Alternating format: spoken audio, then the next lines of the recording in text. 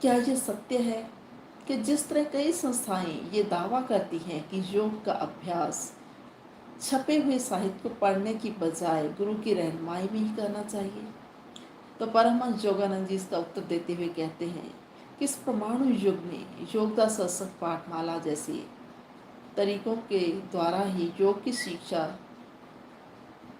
दी जानी चाहिए। नहीं तो ये मुक्तिदायक विज्ञान फिर से गिने चुने लोगों तक ही सीमित रह जाएगा।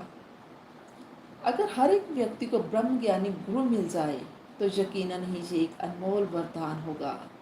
लेकिन आज इस संसार में पाखंडी ज़्यादा हैं और संत कम हैं, तो फिर अनगिनत जिज्ञासुओं के घर बैठे बैठे सच्चे योगियों द्वारा लिखे हुए पाठों के ढंग से नहीं तो फिर किस ढंग से सहायता की जा सकती है।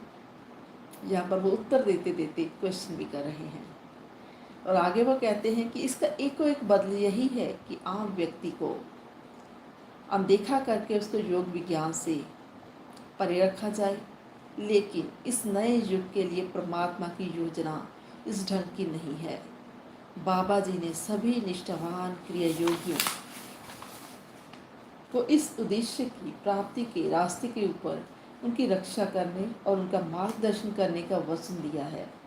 संसार में शांति और खुशहाली के उस सपने को साकार करने के लिए जो परम पिता के पुत्र के औहदे को फिर से प्राप्त करने वाले लोगों की उड़ीक करता है, उसके लिए सिर्फ दर्जनों क्रिया योगियों की नहीं बल्कि वो कहते हैं लाखों क्रिया योगियों की ज़रूरत है। और आगे योगानंद जी कहते हैं कि एक दिन सान डियोगो के सेल्फ रियलाइजेशन फेलोशिप मंदिर के प्रधान डॉक्टर लॉयल कैनन ने उनको पूछा कि परमहंस जी, प्लीज़ मुझे ये सच्चाई बताएं कि आपका यहाँ आने का उद्देश्य पूर्ण हुआ। तो यहाँ पर योगानंद जी कहते हैं कि शायद वो ये पूछना चाहते थे कि क्या आप अमेरिका में खुश रहे हो। आप उन सभी झूठे प्रचारों के बारे में क्या कहोगे जो योग के प्रचार को रोकने के लिए उन बहुत से व्यक्तियों ने किया।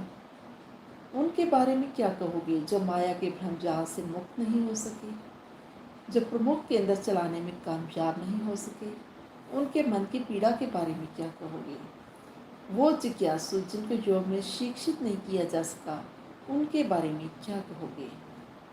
तो योगानंद जी इसका उत्तर देते हुए कहते हैं कि खुशकिस्मत है वो व्यक्ति परमात्मा जिसका इम्तिहान लेता है।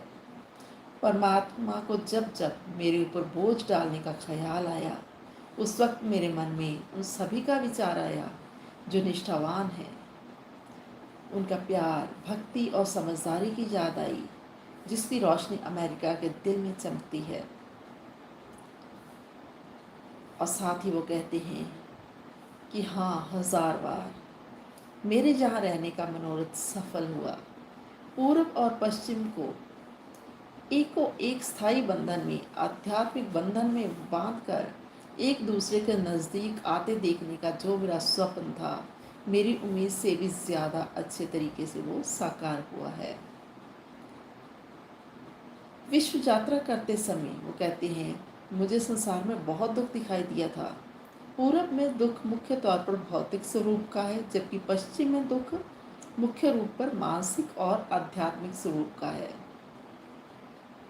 भारत और अनेक पूर्वी देश अमेरिका जैसे पश्चिमी देशों की भौतिक कार्यकुशलता और व्यवहारिकता सीख कर लाभ उठा सकते हैं, और दूसरी ओर पश्चिम लोगों को जिंदगी के आध्यात्मिक आधार को अच्छी तरह समझना ज़रूरी है। खासकर उन वैज्ञानिक तकनीकों को समझना ज़रूरी है जिनको भारत ने प्राचीन समय से मनुष्य और परमात्मा के मिलाप के लिए विकसित किया था। और आगे वो कहते हैं कि सभी तरफ से संपूर्ण सभ्यता सिर्फ कल्पना नहीं है। अपनी आत्मा की शक्ति को भूल जाना ये हमारे सभी दुखों का मूल कारण है, क्योंकि आंतरिक सुधार होने के बाद बाहरी सुधार अपने आप हो जाते हैं। जो व्यक्ति अपने आप को सुधार लेगा वो लाखों को सुधार सकता है। और आगे वो कहते हैं, समय की कसौटी पर खरे उतरने वाले संसार के सभी धर्मशास्त्रों का ये एक सार है कि वो सभी मनुष्य को ज़्यादा